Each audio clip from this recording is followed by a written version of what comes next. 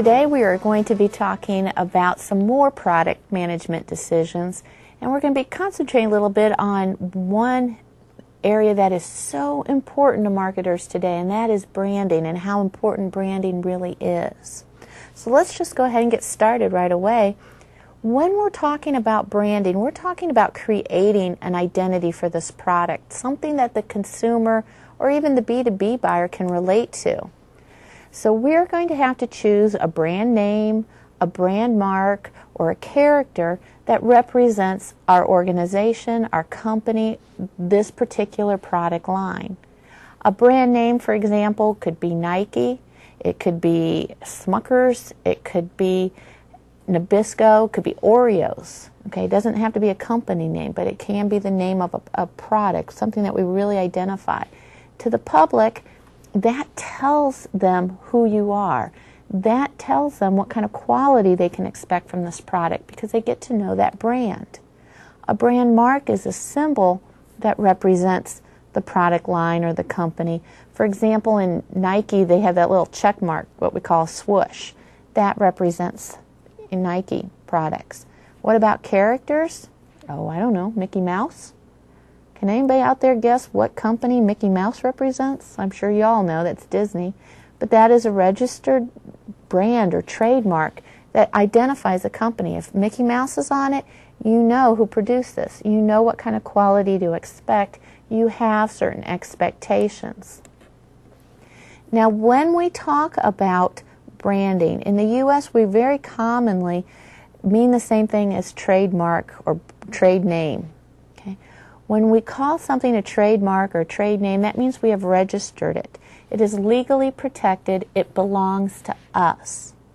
Now, what's important to know is that you have to register your brand in every country that you're doing business in, or every country that you anticipate doing business in.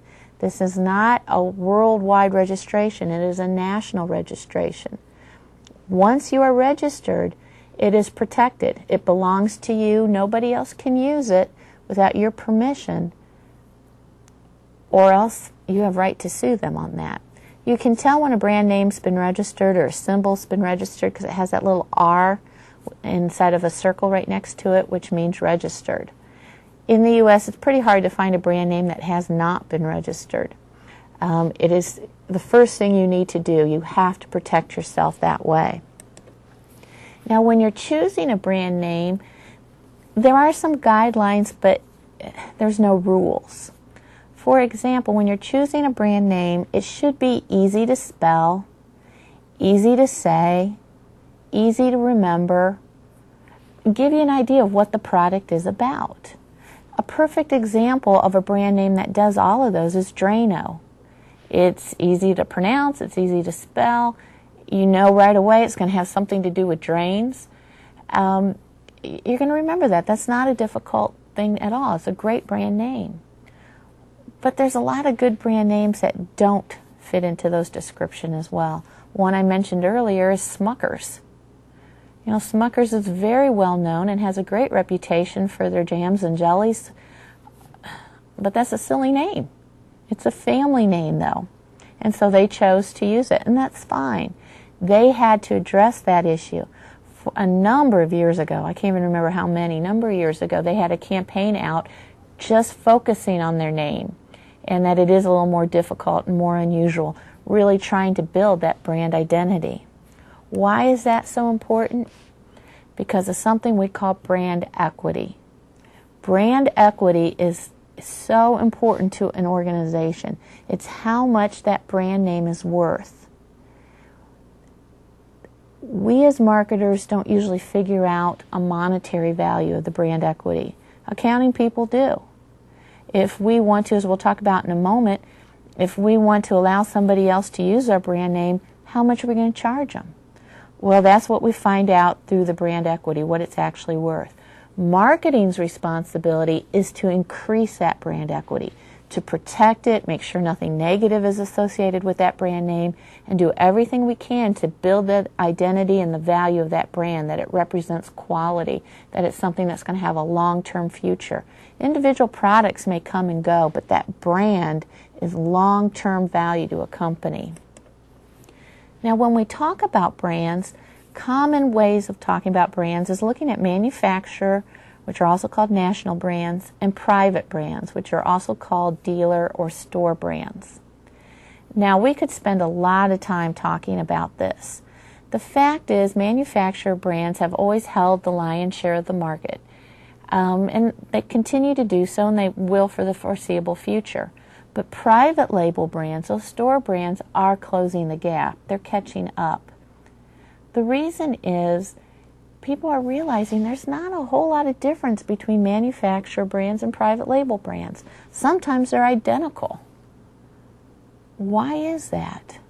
Well, if you buy a product from Kroger's and it says Kroger on the label, do you think Kroger manufactured that product? No. Kroger's a retailer. They don't manufacture anything. A manufacturer, probably one that you know and recognize their name for, manufactured that product for Kroger and put their name on it for them. That way, the manufacturer gets profit from sale of private label as well as the national brand. And Kroger helps to build a loyalty to their store, to their products. Why then do people still buy more manufacturer brand? Because we know what we're getting. We know who manufactured it. We can trust it. We know the consistency's there. We don't know who manufactured the private label brand, and we can't find out. That's very protected information. Some other considerations we have in terms of the brand is the use of family branding. And family branding is when we put our brand name on multiple products that we manufacture. For example, I talked about Oreos. We have Oreo double stuffed, regular, fudge covered, mint flavored, coffee flavored, peanut butter flavored, vanilla Oreos, a whole brand. If you bring out something that says Oreos on it, we know what to expect. We know it's going to be really good. And so we understand that consistency of product through the use of family branding. Sometimes it's not appropriate.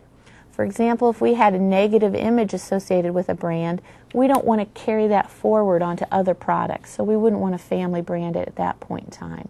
If we have a lower quality product that we offer, we don't want it to have the same brand name as our higher quality product. It also may be that the products just don't overlap. For example, Hanes and Sara Lee, same company, same brand, same overall, but two very well-known brand names. Can you imagine buying a cheesecake that says Sara Lee on it? I mean, hopefully you can. Can you imagine buying a cheesecake that said Hanes on it? Or a pair of underwear that says Sara Lee? The image just doesn't cross over. So that's a case where we might want to limit our family branding. Licensing is when we sell the right for somebody else to use our brand name. This is where brand equity is so important. If McDonald's lets Sears use their brand name, which they have in their McKids line, how much should McDonald's charge for that? Well, that's where accounting comes in, and they figure out the actual worth of that brand name. They're also going to make sure, McDonald's is, that Sears is upholding the standards that they want associated with the McDonald brand name as well. And then finally, co-branding is when there's a product with two or more brand names on it. Sticking with my Oreos, which I will do until the day I die, I think it's Breyers, and forgive me if I'm wrong, Breyers makes an ice cream that has Oreos in it. So Breyers and Oreos ice cream. That is co-branding. There's two different brand names on that product. Okay, now let's take a little different look at how we can create product identity, and that is through the decisions we make in our packaging. Packaging many times is overlooked. It's not considered important. It's looked at being the last thing we need to do. But packaging actually plays a number of different roles in our product decisions. First off, the purpose. It's obvious, I hope, that it's going to provide protection. It's going to protect the product as it's being transferred from one location to another, as it's being stored. And it also protects the buyer. It keeps the product from getting damaged. For example, hopefully the package keeps milk from spoiling. Okay, so the buyer gets a higher quality product. It also, if it's a pharmaceutical type of good or some kind of medicine, it has tamper-resistant packaging on it, again, to protect the buyer. The package also helps us store the product effectively. If you're selling a round product, it's pretty hard to stack a round product on the shelves in your warehouse or on your display shelves. But if we put it in a square package, we can stack it as high as we want. We can use all of our space efficiently. So it helps reduce some costs there. The last thing about the package itself in terms of the purpose, and again, one that's overlooked many times, is this is your last opportunity to promote your product. Here's the customer standing in front of your product, staring at it, wanting to buy, trying to decide which one they should buy. Your package should say, pick me, pick me. It gets their attention.